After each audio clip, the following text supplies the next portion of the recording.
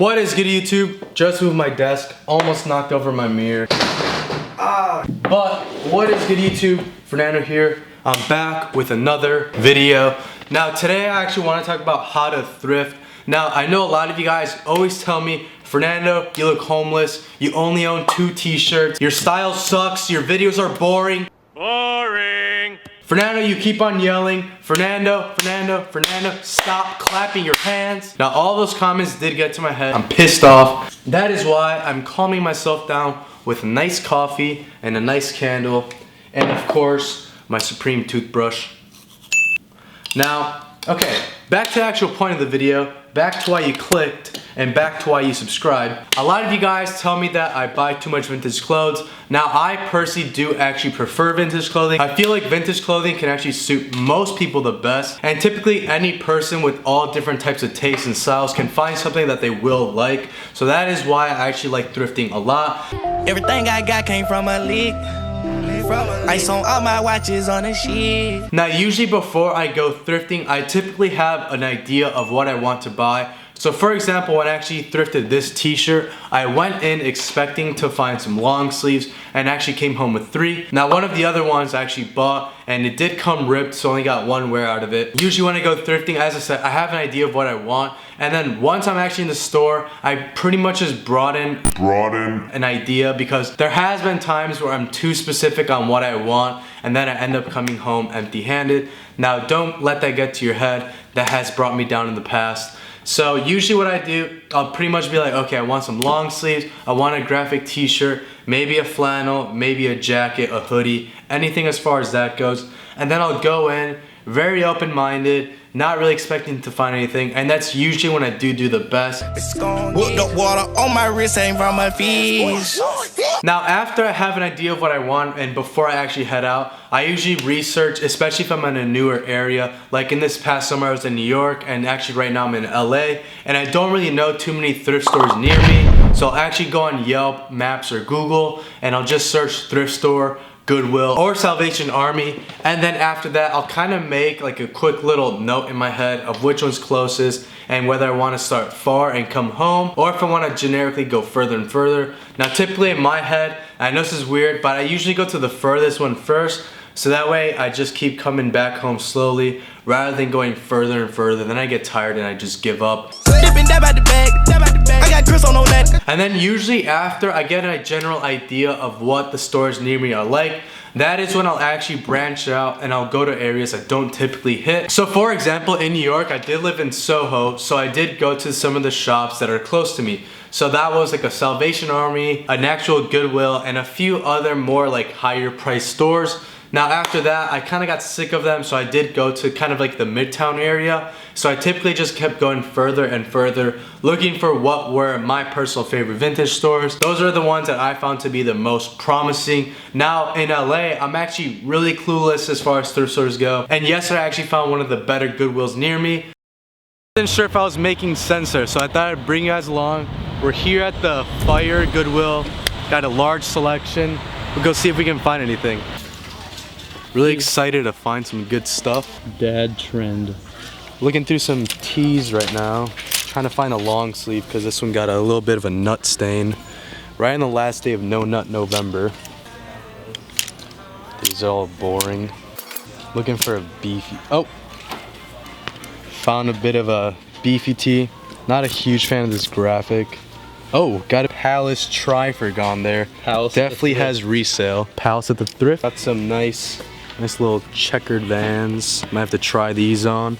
Look like they're just about the right size. So unfortunately, oh, I just clapped again. So unfortunately, couldn't find anything in this wonderful place. So we have to drive somewhere else.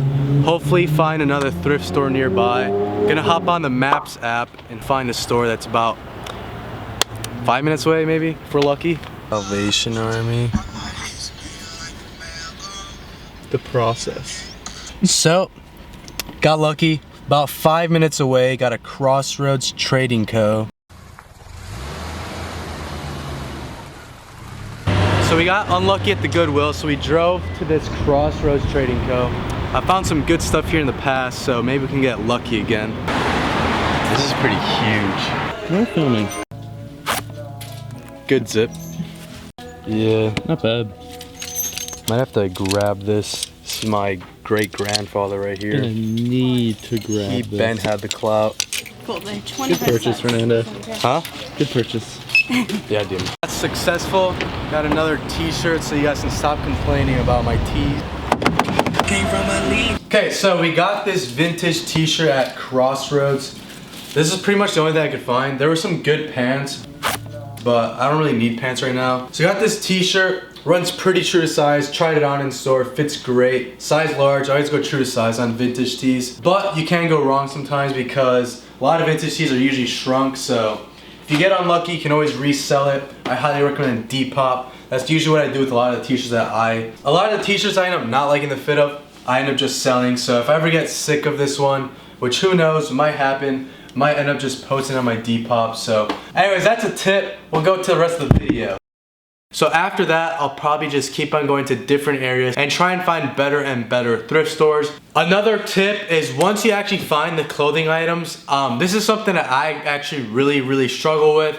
I'll usually just buy it and come home and find some rips. For example, the t-shirt I'm wearing has a rip on the cuff, and this t-shirt that I did buy yesterday for $2 at the Goodwill has a super nice graphic, but the actual shirt itself is all stained. But a quick personal preference of mine, I actually do like my clothes super worn. I don't really mind rips and I don't really mind paint flaws. I actually do think that adds to the clothing itself. But if you are thrifting to resell, I would definitely keep an eye out for that. That actually happens to me and I end up having to keep the piece. If I win the rap, I still be rich.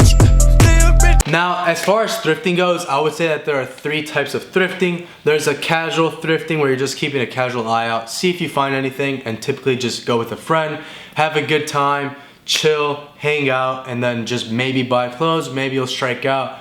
Nothing really too stressful. Now, sometimes I am low on clothing. As you guys always know, Fernando, you only wear 2 t-shirts. So I'll kind of freak out and I'll just go to the closest thrift and I will never find anything. That's what I consider shopping for your personal collection, which can be the most stressful at times. And then there is thrifting to resell. And shopping for your personal collection and shopping to resell are usually the ones that I go alone. Sometimes I do end up bringing a friend, but most of the times I don't because usually when I bring a friend, we have similar tastes and we end up finding the same things, and then it can cause a bit of a stir in emotions on who gets to buy what.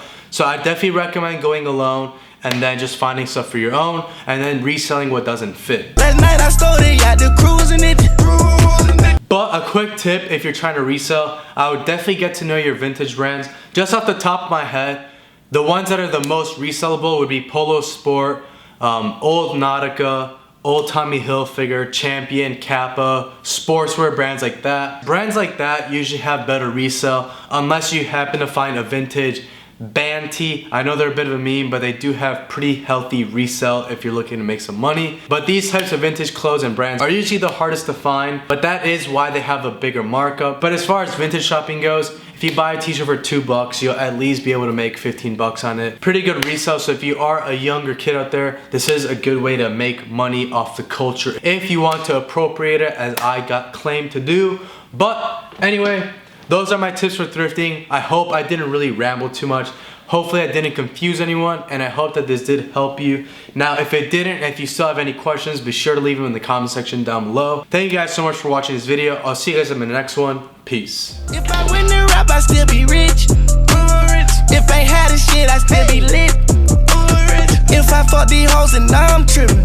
I can't fuck these hoes, they might try to pull a trick.